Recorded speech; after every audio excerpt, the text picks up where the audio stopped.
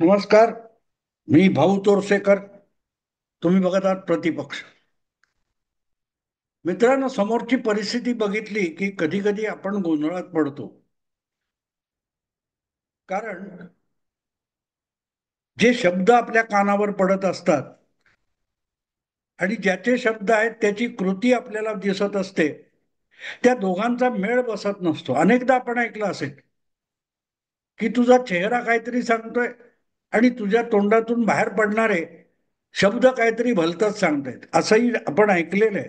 आणि त्याचं कारण असं असतं की बोलणारी व्यक्ती असते, ते बोलण्यातून जो काय सांगत असतो त्यापेक्षाही वेगळंच त्याच्या मनात असतं आणि तिथे गडबड होते. आणि म्हणूनच कधीतरी ती गडबड किंवा ते ढोंग पाखंड चव्हाट्यावर येतं. जसं पाकिस्तानचं गेलेलं आहे.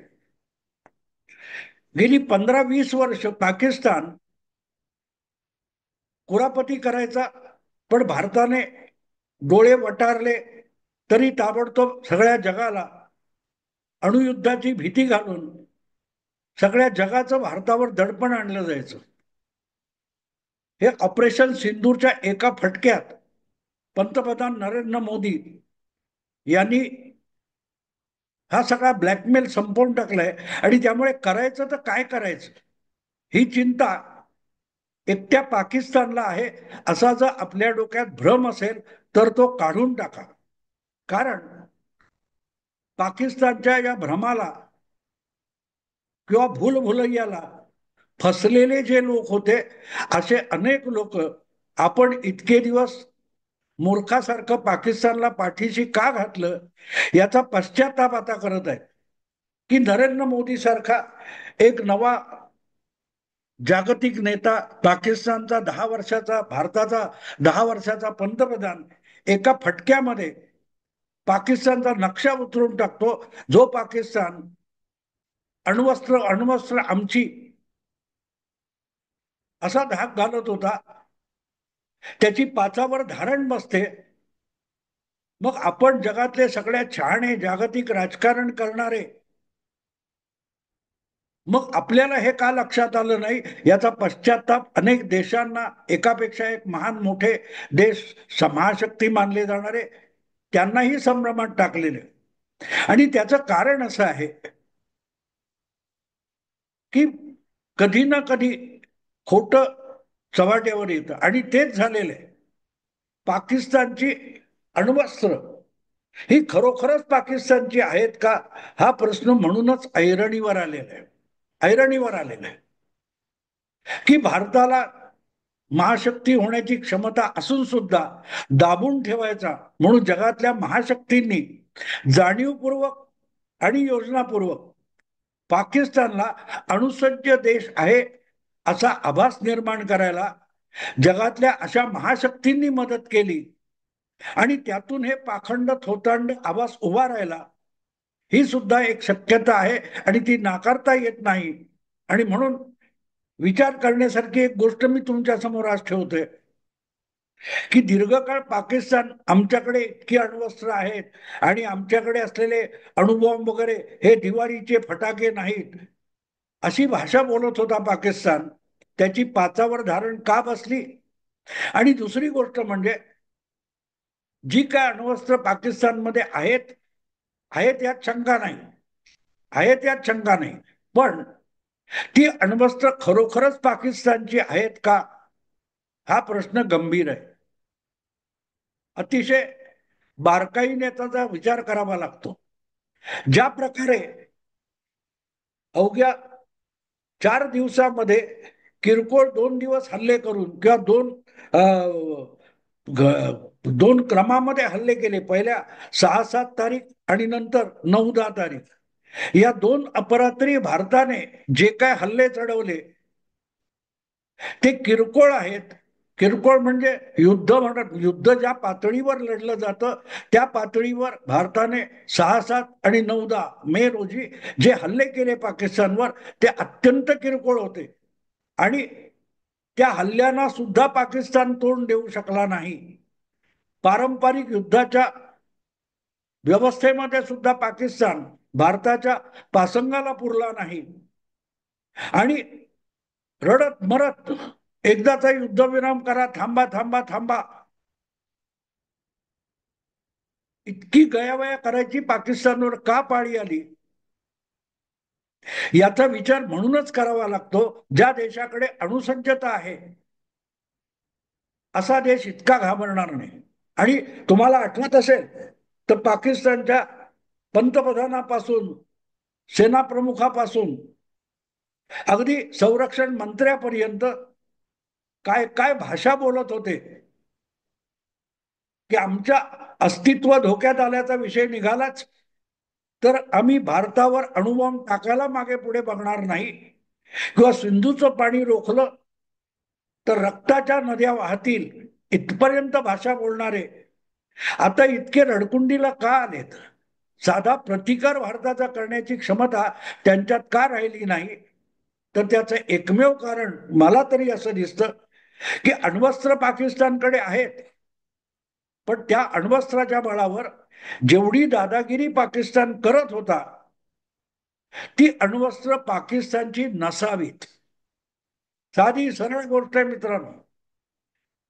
म्हणजे असं मी तुम्हाला सांगतो की तुमच्याकडे कोणीतरी काही वस्तू काही काळ आणून ठेवल्या, की बाबा मी 2 महिने अमेरिकेला जातोय, तिकडे जातोय, तर माझी गाडी तुझ्याकडे पार्क करून ठेवतो, माझ्या घरातले दागदागिने आणून तुझ्या कपाटात ठेवतो, आणि तुम्ही परदेशी गेलाय आणि तुम्ही ज्या मित्राकडे या तुमच्या किमती वस्तू ठेवलेल्या आहेत त्याने ती आपलीच मालमत्ता आहे अशा थाटात भाव खावा, आणि जेव्हा घोडं पडायची वेळ आली तेव्हा मग गयावया कराव्या, अशा परिस्थितीत पाकिस्तान दिसतोय. अण्वस्त्राची भाषा पाकिस्तान पूर्णपणे विसरून गेलाय.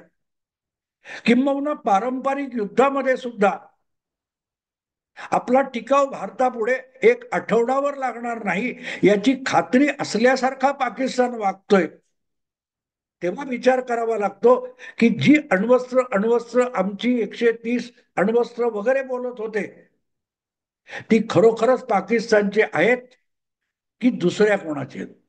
आणि जेव्हा आपण दुसऱ्या कोणाची आहेत म्हणतो तेव्हा मग ती चीनची असू शकतात, कारण चीन तर all weather friend of Pakistan, सर्वकालीन पाकिस्तानचा अत्यंत घनिष्ठ मित्र, ही चीनची ख्याती आहे. आणि दुसरीकडे वेळोवेळी पाकिस्तानला भल्या बुऱ्या मार्गाने मदत करून त्याचं अस्तित्व टिकवणारी अमेरिका, हे दोन लोक बघितले तर मग त्या दोन महाशक्ती ज्या आहेत त्यांच्यापैकी कोणीतरी पाकिस्तानात ही अण्वस्त्र त्यांच्या मालकीची आणून लपवून ठेवलीत, ही कधीतरी आणीबाणीची परिस्थिती होईल, युद्धजन्य परिस्थिती होईल, त्यावेळेला ती बाहेर काढून वापरायची. म्हणून पाकिस्तानात लपवून ठेवलेली ही अण्वस्त्र असू शकतात. आणि ह्यात काही नवीन नाही, अनेक केसेस तुम्ही ऐकलेल्या असेल, अगदी तुमच्या आजूबाजूच्या ऐकलेल्या असतील. राजकारणातले किंवा सार्वजनिक जीवनातले अनेक नेते वगैरे आपल्या घरगड्याच्या, आपल्या नोकर चाकराच्या घरी सुद्धा आपली काळी संपत्ती लपवून ठेवतात. इन्कम टॅक्सची धाड आली, कुठच्या सरकारी यंत्रणेचा तपास आला तर आपण बेकायदा किंवा बेहिशोबी संपत्ती आहे ती पकडली जाऊ नये, ती सुरक्षित राहावी म्हणून अशा कोणाच्या तरी गड्याच्या वगैरे घरी नेवावी. त्यापेक्षा पाकिस्तानचे अण्वस्त्र मला वेगळी वाटत नाही. आणि त्या बदल्यात पाकिस्ताननी भाव खावा ही मुभा त्याला दिलेली होती, पण हा भाव खाताना किंवा हा आभास निर्माण करताना प्रत्यक्ष त्या अण्वस्त्रांना धक्का लागेल अशी वेळ मात्र पाकिस्तानने येऊ द्यायची नाही, ही अट असावी. आणि त्यामुळे जेव्हा ती अण्वस्त्र उघडी पडायची वेळ आली, भारताच्या 9 आणि 10 या मे महिन्यातल्या 2 तारखांना अपरात्री मध्यरात्री जे एका पाठून एक ब्रह्मोस वगैरे सोडण्यात आली आणि त्यातून पाकिस्तानचे 8-9 हवाई तळ, धावपट्ट्या उद्ध्वस्त झाल्या आणि त्यामध्येच इस्लामाबाद पासून जवळ असलेल्या किरणा पहाडीमध्ये, किरणा डोंगर टेकड्यांमध्ये जे काय हल्ले भारताकडून झाले, तिथे ती अण्वस्त्र धोक्यात आली हे लक्षात आल्यानंतर मग अमेरिकेकडून पळापळ सुरू झाली. आणि म्हणून अशी एक शक्यता आहे की ती अण्वस्त्र प्रत्यक्षात अमेरिकेची असावी आणि मग ही अण्वस्त्र आपल्याकडे ठेवायची. त्याच्या बदल्यात पाकिस्तान हा अणुसज्ज देश आहे असा आभास निर्माण करण्यासाठी पाकिस्तानला ज्या किरकोळ डर्टी बॉम्ब ज्याला म्हणतात असा स्फोट करून आपल्याकडे सुद्धा अणुबॉम्ब आहे, अणुतंत्रज्ञान आहे, हा देखावा पाकिस्तानने भारताला घाबरवण्यासाठी निर्माण करावा, यासाठी अमेरिकेने मदत केलेली असू शकेल. आणि त्यातून मग हा एक तयार झाला की हा भारताने अणुस्फोट केला. लगोलग नवाज शरीफ पाकिस्तानचे पंतप्रधान होते, त्यांनीही पाकिस्तानमध्ये काहुटाच्या अणुभट्टीजवळ कुठेतरी तो बॉम्बस्फोट करून टाकला. पण तो खरोखरच त्यांचा होता का? बाजारातून दिवाळीसाठी फटाके आणून आपण वाजवतो, पण ते फटाके आपण बनवलेले नसतात आणि त्यामुळे ते फटाके संपले मग नवीन फटाके बनवून आपण फोडू हे शक्य नसतं. तशी पाकिस्तानची अवस्था आहे. पण गंमत अशी आहे की पाकिस्तानची म्हणून जी काय अण्वस्त्र सांगितली जातात ती जिथे ठेवलेली आहेत तिथून जवळच भारताचा एक क्षेपणास्त्र हल्ला झाला, मिसाईल हल्ला झाला आणि त्यातून कदाचित किरणोत्सर्ग, न्यूक्लिअर रेडिएशन सुरू झालं. याचा जो गवगवा झाला त्याने अमेरिका भयभीत झाली. आणि खरं सांगायचं तर अशी एक वदंत आहे, खरं खोटं देव जाणे, पण 9 आणि 10 तारीखला जे पाकिस्तानच्या 8-9 हवाई तळावर हल्ले झाले त्यापैकी एका ठिकाणी म्हणजे पर्टिक्युलरली नूर खान हवाई तळ जो म्हटला जातो त्या हवाई तळावर काही प्रमाणात क्षेपणास्त्रांची हलवाहलव चालू असल्याची बातमी होती आणि त्याच दरम्यान हा हल्ला झाला. तर तेव्हा आणखीन 1 का 2 क्षेपणास्त्र हल्ले भारताने करायचे ठरवलेले होते, पूर्ण प्लॅन होता, पण तिथे हल्ला होणार याचा सुगावा अमेरिकेला लागत आला होता. किंबहुना मी असं त्यातल्या जाणकारांकडून ऐकलं, खाजगीत ऐकलं की असा हल्ला होणार आहे आणि भारताकडून होणार आहे याची कल्पना भारतासोबत काम करणाऱ्या इस्रायलच्याच काही लोकांनी अमेरिकेला दिली. आणि आता हे जर तुम्ही थांबवलं नाहीत तर तुम्ही जो लपून पाकिस्तानात अण्वस्त्रांचा साठा ठेवलाय त्याचे स्फोट एकापासून एक, एकामागून एक होण्याचा धोका आहे अशी कल्पना अमेरिकेला देण्यात आली. आणि त्यामुळे ट्रम्प यांनी धावपळ केली. तुम्ही ते युद्धविरामाचं पहिलं ट्विट जे 10 तारीखला संध्याकाळी 4:30-5च्या सुमाराला ट्रम्प यांनी केलेलं ट्विट आहे ते बघितलं तर तुमच्या लक्षात येईल की रात्रभर जागून 2 बाजूंना समजावून हा युद्धविराम घडवून आणला आहे असं ट्रम्प यांचं पहिलं ट्विट आहे. पहिलं ट्विट आहे. रात्रभर जागून इतकी घाई काय होती? पारंपरिक युद्ध थांबवायला इस्रायल आणि हमास किंवा युक्रेन आणि रशिया याच्यासाठी कोणी रात्र जागला नाही.